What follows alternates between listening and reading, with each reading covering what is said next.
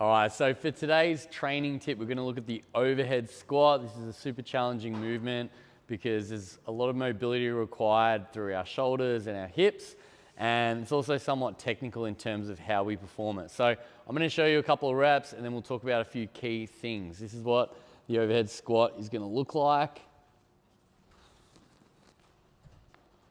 I'll show you from side on as well.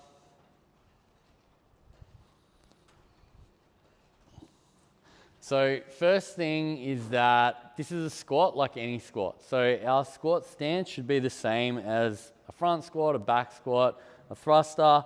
It's a round shoulder width apart, a little bit turned out.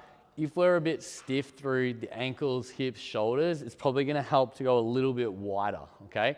Does make getting deep a little bit harder with a wider stance, but it does take some slack off some other areas that might be inhibiting you. So that's our stance. In terms of where we grip the bar, we want to make sure it's wide enough that if I had a dowel, I could do a pass through with it. This means that if I get a little off balance, I can safely drop the bar behind me and I'm not going to hurt my shoulders. So we can always do a few pass throughs, which is also a good sort of shoulder warm up just to get things moving, all right? But we can manipulate the grip a little bit beyond that as well based on your mobility. So once I have my grip set, now I'm going to think about reaching up through my shoulders so they're elevated, and that's going to support the majority of the load, take a little bit of stress out of the elbows and the wrists, okay?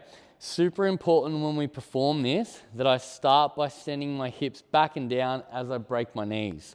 So I want those two things to happen at the same time. If I just drive the knees forward, the hips will go a little bit forwards too, and I'll really get stuck. All my weight gets shifted in my toes and I can't go down.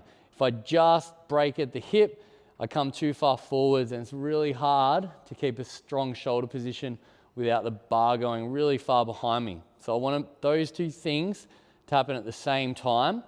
And as I do that, you'll notice that the dowel or the bar stays right over between the heel and the center of the foot, okay? Some people too will sort of get to here and they'll feel a little bit of tension. Try and just relax into that and let your body sink down nice and deep while keeping balance through your whole foot.